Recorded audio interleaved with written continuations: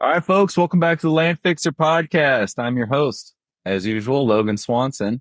And today we have Philip Dukes with us. And Philip is a fellow land investor, but also is a little qualified to discuss the topic of the day, which is going to be mental health and real estate investing. As usual, we'll get right into it. Philip, you want to introduce yourself and tell us a little bit about who you are, what got you into real estate, and what you're looking like today? Yeah, hey folks, my name is Philip Dukes. I'm based in, if you point to the state of Virginia, right in the middle of it. Been in the land flipping business, I would say I've dabbled in it for about 5 years, but taken the last two very seriously. It's been a weird journey to get there. I started out as a CNA and just not really moving the needle forward in many ways, shapes, or form for a good long time. I had that kind of in me that I wanted a little more. That involved me moving back to my hometown and just hitting every podcast there was on to increase wealth. I found one by Mark Podolsky, and he was talking about how he flipped desert squares, and that kind of put me down a rabbit hole to Seth Williams with RE Tipster, and I jumped in. I was fortunate enough to land a job where I could save a sizable chunk of funds, and I still lived quite frugally. And yeah, couple failure mailers that I learned a whole lot from. I kept it real basic, Google Voice, licked my own envelopes, and just fired around counties that I knew were cheaper in my own area, a couple hours away, and hit a big win early. Flipped a 27-acre piece, made 30,000 on it, and that was a great blessing because the proof of concept was definitely there after that. That's more money than I've ever seen at one time coming my way. But then I started to realize that that one was more of an anomaly than what this business, at least for me, can truly be. But I grinded away at it, probably flipped about 25 to 30 pieces, mostly in the state of Virginia, the southern part, couple in North Carolina and one in West Virginia. And I'm at the point in my growing pains where like I still work at as a CNA essentially in a hospital, but I'm at the point now to where the growing pains might be where that has to take the back burner to doing land full time. Yeah, it's a tough transition. And when we spoke last time, you mentioned that kind of your process is exactly what I consider the ideal process right now in land, which is, you do small targeted mailers, you work in a specific area over and over again, so you can be an expert there. You're still handwriting envelopes and, all those sort of simple markers that everybody, as they try to grow and scale, move away from. And it really limits their success. So they think they can just pour, and you can, if you're really good at it, you just pour more money into mailers and deals will come out. But, in our, with the current market, it's, your success rate on huge bulk mailers is just through the floor right now. So I thought it was interesting. I had to learn a lot of expensive lessons to get right back to where you're operating right now. And that was a good thing to hear about. But tell us, what's a CNA, and you work in a hospital, but specifically around in the mental health area, right?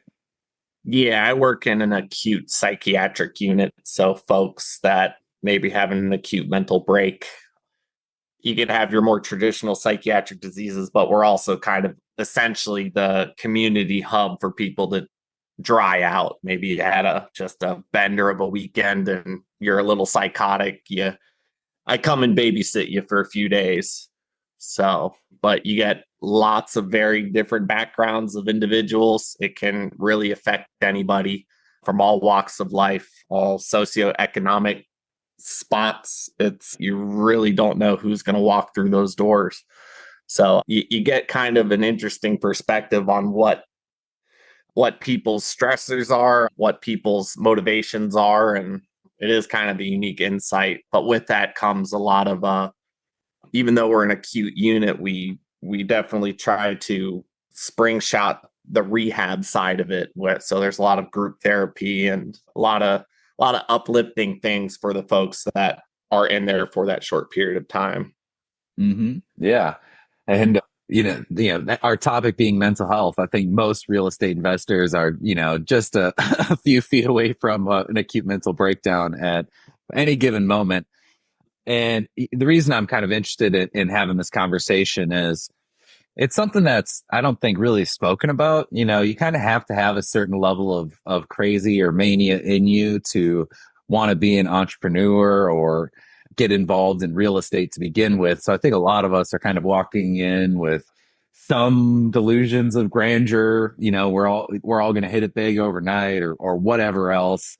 And then especially if you're doing this for a couple of years, some of the shininess kind of wears off, and then you're just stuck in a business that's not really operating the way you thought it would be or making you rich. And then all the anxiety and frustration begins to set in, especially if you're like, in a situation like me where we went full time.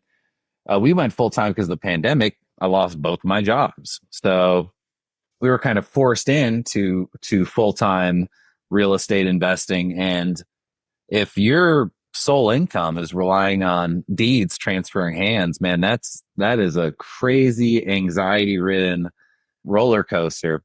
So, I in my life and in our career, my wife and I, we've experienced a lot of ups and downs, learning how to manage stress and frustration, temper expectations. You always have that $1 million deal on the horizon or that big thing that you're pursuing. And for us, it's always, I guess, over the past probably year and a half, almost 2 years, when we really started focusing on mental health as far as, being entrepreneurs, we started to learn some, I don't know what you'd call them, strategies, I guess, for managing all those acute symptoms. So for our audience, if you feel like you're going crazy in real estate, one, I think you probably shut up a little crazy, and two, there's a good reason for it. So what do you think? Maybe let's start with like a specific symptom or manifestation. And for, I think, a lot of us, anxiety is probably chief among our symptoms, as it were. So what are some methods for kind of dealing with anxiety? Is it like framing or meditation, or what do you think? Gotcha. Now, I think there's a lot of possibility for some real anxious situations in this because it's a real simple concept at the beginning of the day. Buy a piece of land, cheaper, sell it for more, pocket it. But then, as you know, and anyone that's done this for a little while, that's like step one, but the end goal is step 10. And that emotional up and down of, ooh, someone returned a call from my mailer. Ooh, I looked it up on the GIS site. This looks like it has road frontage. It might suit me. Called them. Oh my goodness, they're the sole owner. This is going to be easy through title. Maybe on step 4, they stop responding. You got that purchase agreement out. You put all this mental energy in. I think a lot of kind of getting those waves kind of tempered is honestly accept that the first few are going to be an emotional roller coaster. But as with anything, as it is running, working out, once you get used to it a little more, it kind of dampens those highs and lows and kind of helps you manage those expectations. So honestly, I think putting in a lot of volume early just to kind of harden yourself to that, because I listen to a lot of podcasts. This business is great. I love it, but there's a lot of trench work that really is involved. It's not as glitzy as a 40-minute podcast of someone that's doing it. There's for some, it might be a very simple transition, but I would say for your average individual, there's a lot of headaches and hurdles that go through it. Just kind of having the tenacity to bang through those is going to be your best weapon. As far as other things to kind of damp or temper that anxiety, I'm a big believer, and I'll speak this till I'm blue in the face with anyone that'll listen to me at the hospital, is a healthy body equates to a healthy mind. Like get a routine in you, those basic things, drink your water, get your sunlight, get your heart beating real fast, get the blood flowing, get a sweat on, do those things a few times a week. It's really going to help with that mental state of those ups and downs. So solid daily habit foundation I would definitely throw into a key for success, because it's a grind. It really can be a grind in those early stages. So have that foundation. In the hospital, it's all about homeostasis. Everything needs to kind of even out. So find what a day to day is to where you can get that productivity in, but try to find that balance to it, because if it's a long game you're going for, it's very easy to burn out. Yeah, and kind of piggybacking on that, a lot of the science that's coming out now is fascinating. I mean, there's like, I think the more we understand the human body, the thinner that line becomes between mental health and physical health, because what is your brain other than a part of your body? So yeah, exercise, sleep, like the stuff that I preach to my kids and then I won't do myself, is key. And then also food, like the food you're putting in your body. All the science coming out recently about how closely related your emotions are to what's going on in your gut is really fascinating. Speaks to the American diet and a lot of things there. But yeah, that's really great. And then, one thing that I've done a lot in terms of dealing with anxiety is focusing on one acceptance you mentioned is like the quicker I can accept whatever is going on, the better, right? So if somebody's not returning my phone calls, a seller or buyer or whatever, just accept it, move on, don't let your brain kind of spiral or swirl or, wallow in some sort of morass or self-pity or anything like that. But two is like perspective in terms of one, like you said, this is just how it goes. There's highs and lows and there's headaches, and that's all part of it. And you're going to learn from each of those things. But what I found is my anxiety is really triggered most of the time in something that if it's out of my hands, okay, it's easier for me to let that go. Okay, some seller backed out. Okay, I'm easier at processing. I have no control over that. Doesn't, just move on with my life. But what I can do is I'll kind of I'll look at my anxieties in terms of what I can control and then what I can't control. And those anxieties over things that I can control are actually good signs. It's telling me the deficiencies in either my knowledge or my business or my efforts or whatever it is. I found early on when I was, I guess even a better example, like 3 years ago, when our acquisitions were just out of control, we had hundreds of seller leads at any given time, and it's too much for me to keep up with. So every time I'd get a call, I started getting this anxiety because they'd be like, "Hey, this is so and so," and I wouldn't know who they were. I would have talked to them before, but I can't place their face as the parcel or what I had offered or any of this sort of stuff. And in order to treat that anxiety, I like tripled down on my CRM and my systems, So I was like, okay, I'm only going to answer these calls when I'm in front of my computer, in front of my CRM, where I know I can type in their name and it'll pop up and I'll have notes in there in such a way that I can quickly refresh myself on the property and the person and the things. And so that anxiety was a key indicator for me in what I was failing at or what I really needed to improve. So there's kind of like useful anxiety and useless anxiety. So I think if you can split the difference and put those into different baskets, you're much more likely to be able to successfully manage that. What are your thoughts on that? No, definitely stressors are an indicator of something that needs your high alertness or that attention. It's a natural response to the body. It's a survival mechanism. That stressor can be translated over to what you do for a living. Again, I think to kind of get that sense of control, I think that's in a lot of ways the ones that can is what makes this business special. If you have that ability, however, you do get to that, because the one thing that land is that nothing else really has for it is the variables are just so different owners. Every piece of land is different. So being that it's so inefficient and so all over the place, at least how I do my business, I usually am not a big infill lot guy. I like the raw acreage. Just accepting just the inefficiency of it in the grand scheme of things is definitely a way to kind of negate like this should be working, this should be going that way. If it Because without that inefficiency, this business is 10 times harder. It becomes you're wholesaling houses. You're more on that model where the stress on that is a totally different animal in the sense that your mail volume, your follow-up volume, it's not it's not nearly as tricky as that. So kind of having that third person view, if you could pull yourself out of yourself and look at it and be, okay, it's just a wild, weird thing we come on, like accept it. And that's a good one for me. But yeah, those day-to-day stressors, they definitely can pile up, and having your system or having your method of processing that is good. One thing that I'm guilty of, like I say it, I need to do more of it, is I'm a big believer in the things that need to be done first. That's probably the one you're putting off the most. That's most likely the thing you're supposed to be doing. My personal life right now, I've put off the taxes a little bit. Like I've done it by myself for so long, and recently married, business has grown exponentially, a lot of land notes, just it's a lot more volume than me sitting down for a day or two on TurboTax and banging it through.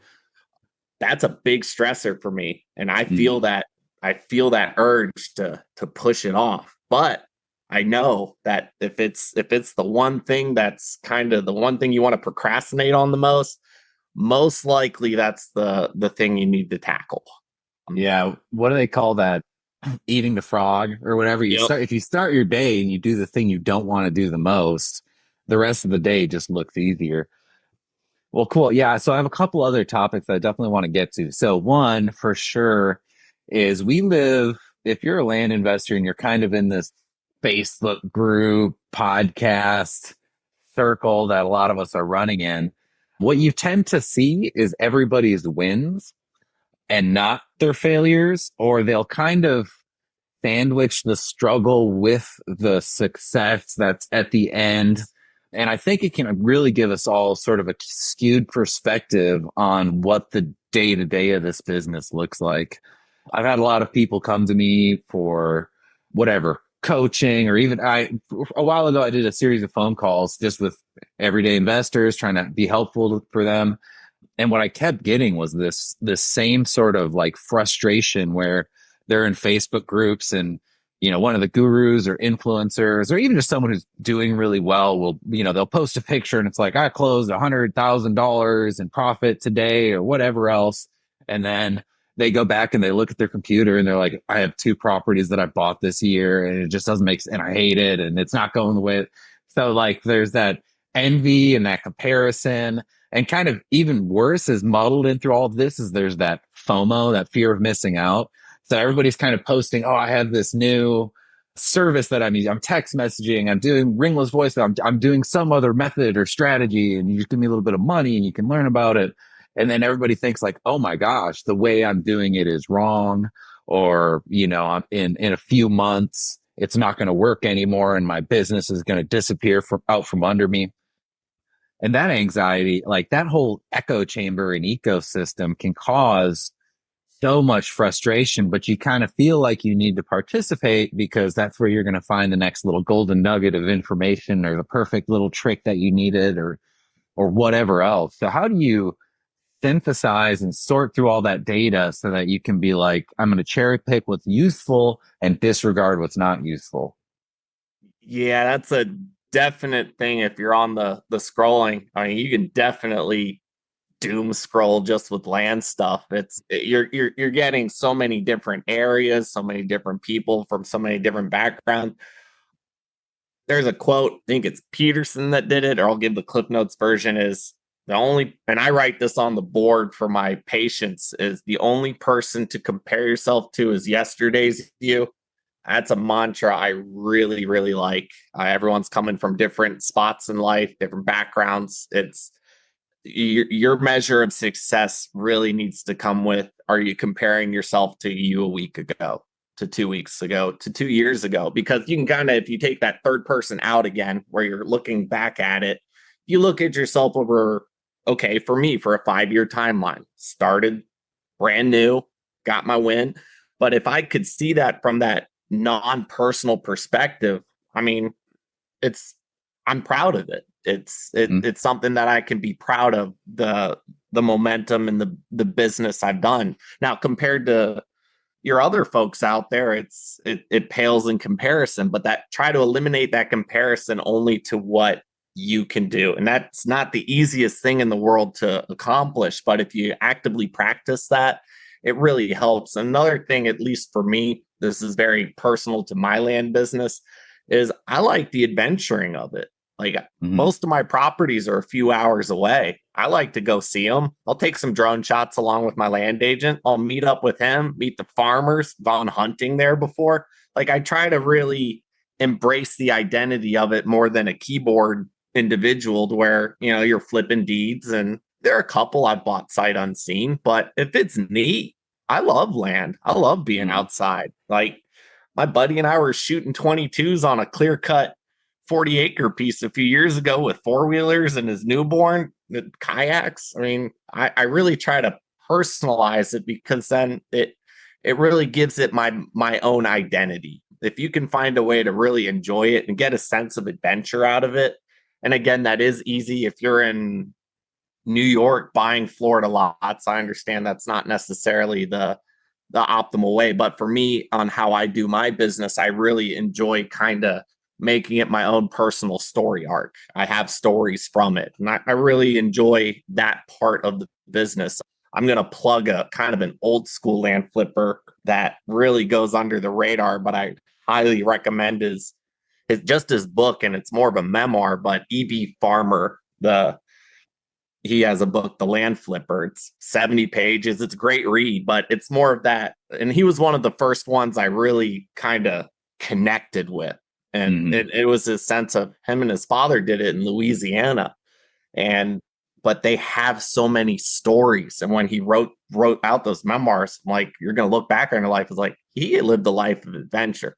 And I kind of want to be more like that. That's fulfilling for me. And that keeps me from necessarily comparing myself to, I don't have a text message campaign and buying land in 82 states and outer space. And, it kind of can narrow it down and make it my own, which I think is a good way of avoiding some of the comparisons you see. And it's super easy to do these days on the internet. And there's a lot of good information out there, but it's finding the stuff that's applicable to you is definitely a challenge. Yeah. And I think kind of the way that I would synthesize that is I love the idea of only comparing yourself to you. I mean, that's just kind of, I mean, the classics talked, I mean, go back to ancient Greece and Rome. I mean, that's the same thing that's been taught pretty much throughout all of history. And it's just so lost in our culture, right? Because bred into us now in the age of social media. It's always comparison. It's my worst moment at compared to someone's best moment. So yeah, it's kind of like that. So yeah, I really like the idea of in in especially as a business owner, like you're not just comparing yourself in kind of a like a feeling based way to your previous day. Like if you have a good business, you have trackable metrics in your business, right? So I think what happens is if people get frustrated with what they're doing, they listen to some sort of podcast, somebody mentions some new method, form, idea, CRM software, sales platform, whatever, and we start doubting what we're doing. So, and then we kind of feel the desire to branch off and just try something else. And what gets lost there is if you're just bouncing, you're not really fulfilling that business owner role of take something and refine it, improve it. So it allows us to distract from what we really should be doing, which is the refining, tracking the metrics in our business, improving those things on a regular basis, and just trying to sidestep and to jump into something new. And the way that kind of linking those to what you were just saying is like gamifying the entire thing, I think is really healthy. Right. So instead of how can I upset or change what I'm doing and incorporate this new thing, it's like, okay, I have these trackable metrics and how can I modify my life or my systems or processes to just do this better, refine this. For some people in real estate, it's like, okay, I'm in real estate because I want a lifestyle. And that lifestyle does, like for me, I'm in real estate for lifestyle. I don't I don't need to be rich. I really don't care about that. I mean, as long as I can provide for my family and I have my freedom, That's what I want. Right. So then when I look at my businesses, I'm like, okay, well, what am I really trying to work for? 3 years ago, I was trying to be ultra rich for some reason. Like that was what my mindset was. And it did not bring me any happiness, brought me a lot of frustration and really sadness. So what I realized is what I actually wanted was freedom. So then I started engineering around freedom. So like, how can I make my business less frustrating, less time intensive, less emotionally up and down? And then so all those metrics in my business focused around that freedom part, and I kind of gamified it around how can I spend less time in the business or only doing the things that I really enjoy as much as possible, and that really helped. And then what I really liked about what you just said was like, how can I make this part of a bigger journey? Like I'm not real estate investor. I'm Logan. Like this is a thing I participate in. And if I'm going to participate in this, it has to serve me in as many ways as possible. So just like you were saying, I try to, I can't visit most of our properties aren't even near me. So I don't visit most of my properties. But, if I'm doing a development and we're running roads in, like last time I took my kids, I brought them out. I had, popped them in the skid steer. They were driving around the property and operating a skid. Probably very dangerous. Shouldn't have done that. But, I allowed it to be part of that story arc in my life. And even down to like the frustrations we were just talking about, the things that make me anxious or scared or whatever. Now I try to think about it as like, oh, this is just an interesting challenge. And I enjoy challenging challenges. That's almost all I engage in is really challenging things. So if I can look at these frustrations and anxious moments and reframe it and kind of gamify it into like, oh, this is like a game of Mario for me or something like that. And I'm on a boss or something. It allows me to change my perspective. Again, back to perspective. And man, that's been huge for me. Like just that little phase shift from seeing problems as like dire and scary and changing into like, oh, this is one, it's part of the territory. Don't be a real estate investor if you don't want to run into a bunch of anxious, frustrating situations.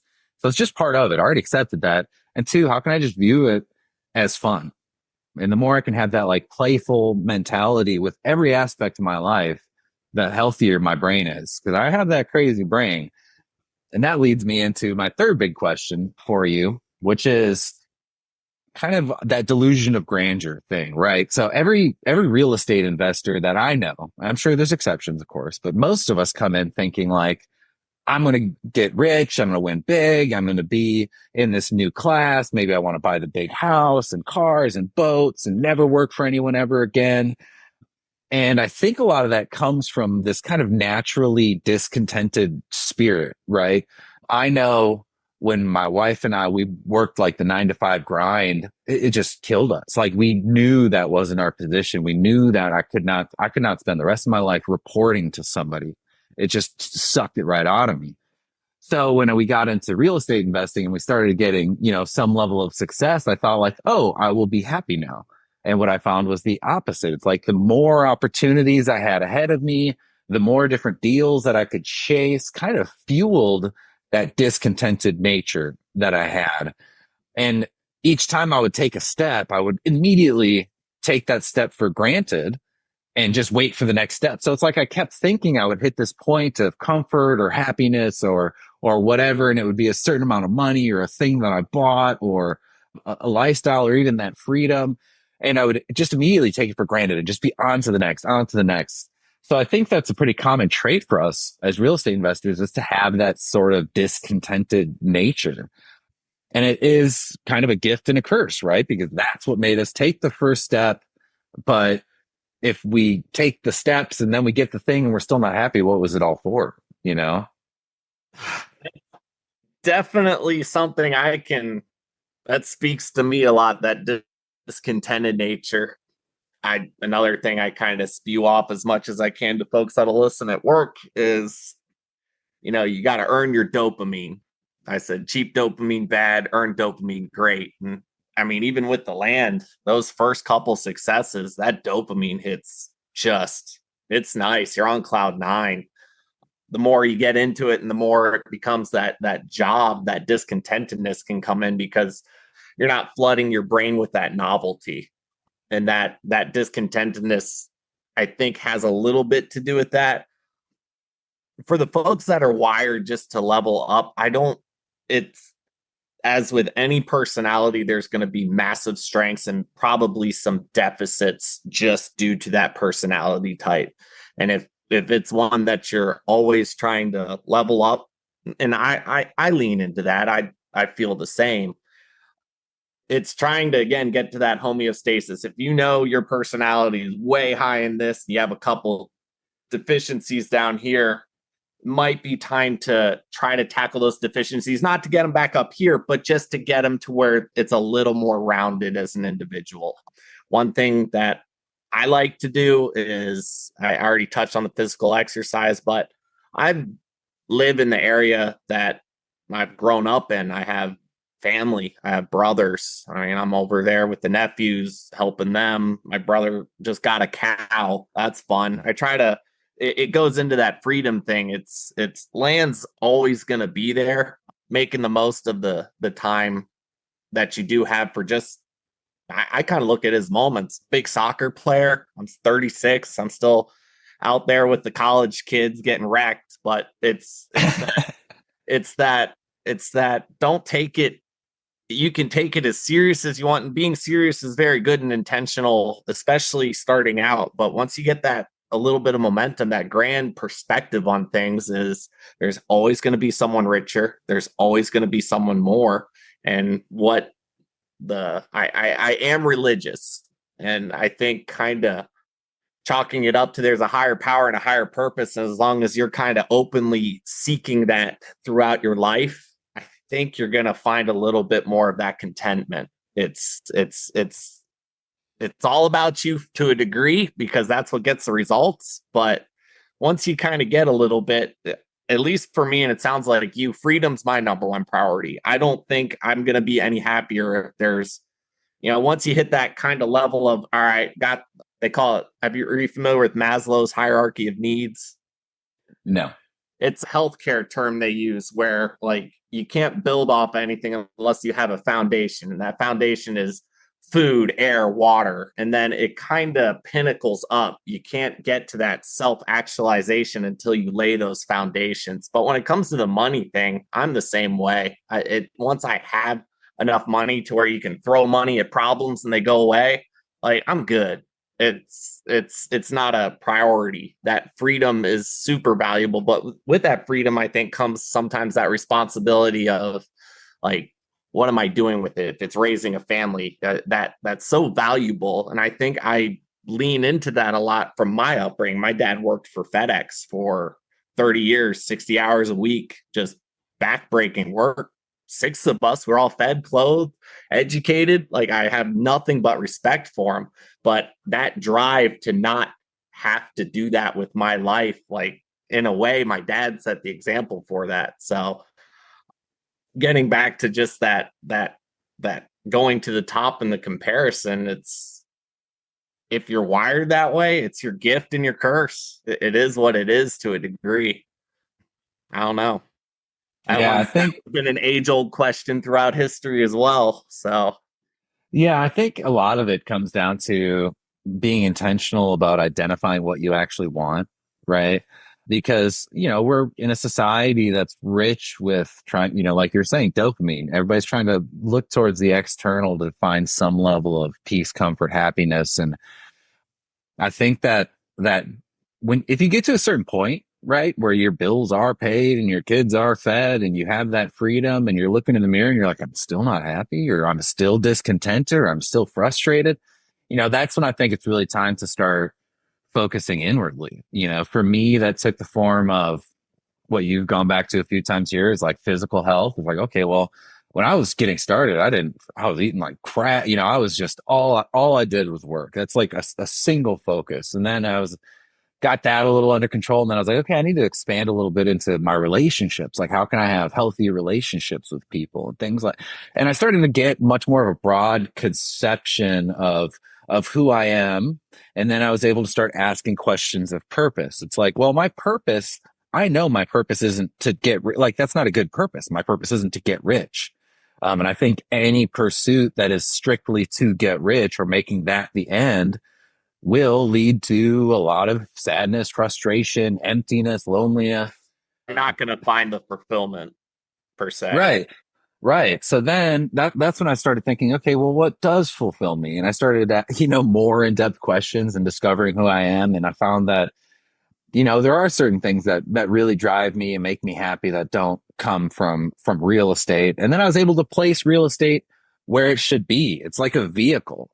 It's a vehicle that I get in each day to get me to where I want to go. And that where I want to go is not defined by the real estate itself. So if I had to, say the land market goes upside down tomorrow, well, then I'm just going to get in a different vehicle. And the place that I'm heading is, taking care of myself, taking care of my people, taking care of, finding my purpose or chasing my purpose.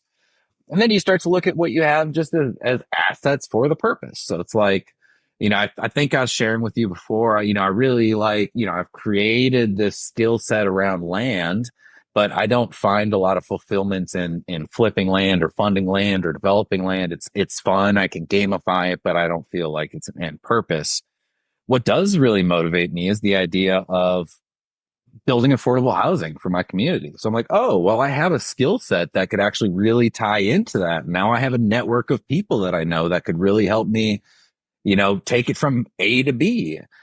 Then I'm able to say like, okay, well, all of this vehicle that I'm driving each day is just getting me closer to that purpose. And maybe that changes, but as long as I'm looking at some bigger, grander view that isn't just about money in my pocket or whatever else, I it'll just 100% relate. Like I have this kind of pipe dream myself. If I'm very stable and steady with what I know, being my skill background is healthcare, is I would love to get a 20-acre parcel and throw 15 mobile homes, pimp them out, handicap style. Maybe have your little healthcare quarters there. Ride the golf cart, like have a little assisted living facility that's not your little cubicle in a building.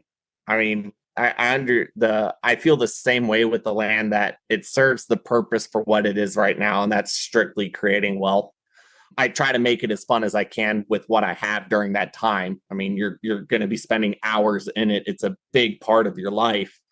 I try to capture the fun moments, and I've had quite a few, and I really enjoy those. But I don't necessarily know it's going to be something that I'm 60 years old and still flipping. But it for this time, it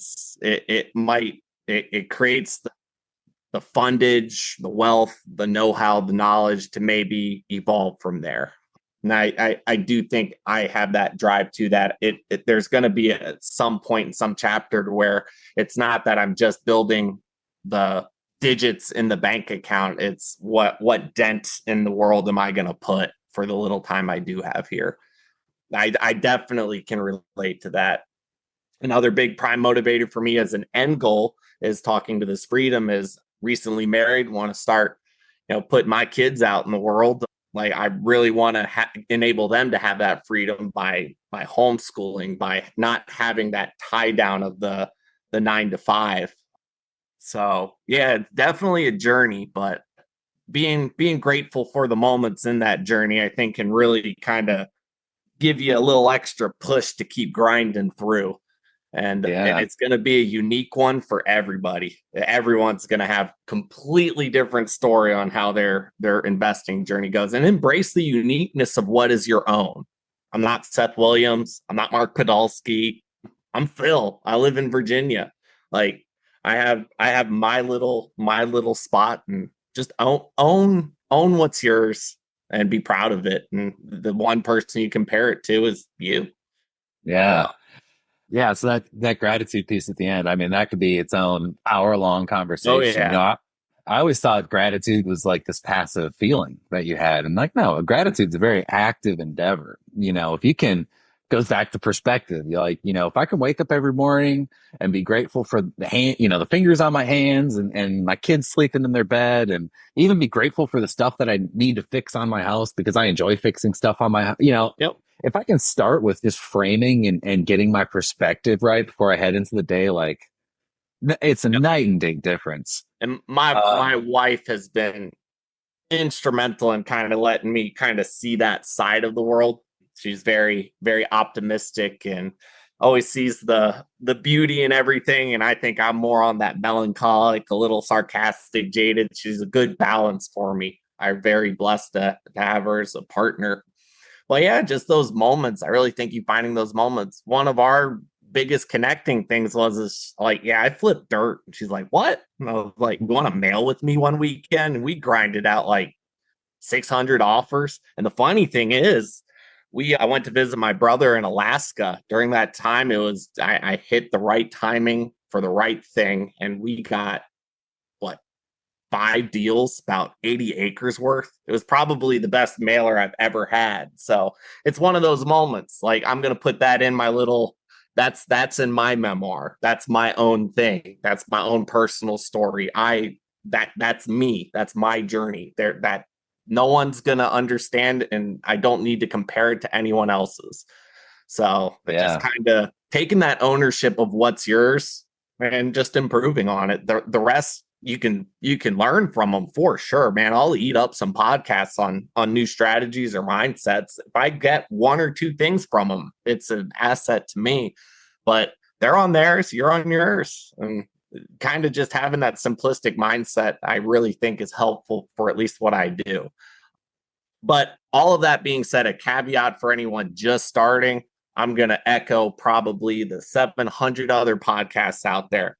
Mail, mail, and mail some more until you get people calling back. Talk to those people, figure out what the real prices are, and mail some more. It's all about mailing. Worry about selling it when you buy something. Just mail. Mm-hmm. Yeah. And if anyone hears that's new and really wants to do that, just get the offers out. It's all about offers.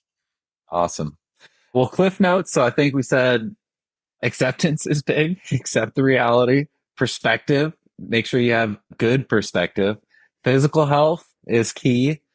And then I like gamifying. I think gamifying really takes everything away from being a chore into being a fun activity.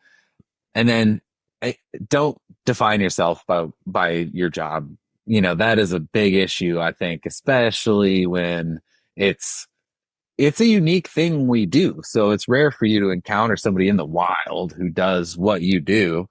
So it's easy to kind of make it put it on like it's a suit jacket or something and wear it around and try to make it part of your identity. And it's a vehicle. You're driving it, you park it, you get out and you go on with your life. Well, Philip, if anyone wants to get in touch with you, do you want to share any sort of email or Facebook, or what's the best way to talk to you? Yeah, my email, if you want, is philip1l.dukes1988 at gmail. Kept the same one, haven't needed to change it. I'm also on Facebook. You're all smart people. If you look up Philip Dukes, I'm sure you'll find me. I'm in Virginia. So, but yeah, no, I do like the land flippers though. It does have a nice culture overall, even with all the stuff on the internet. Everyone's usually looking out for each other compared to other maybe real estate investing things. It's not nearly as cutthroat, and it's a good group to get in if you're thinking about it or keep going with it. So been a blessing in my life for sure.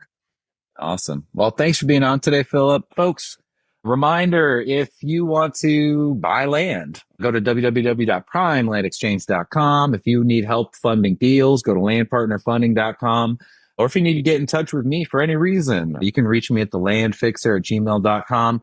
Philip, again, thank you for being on today and look forward to talking to you again soon. Sounds good. Thanks for having me.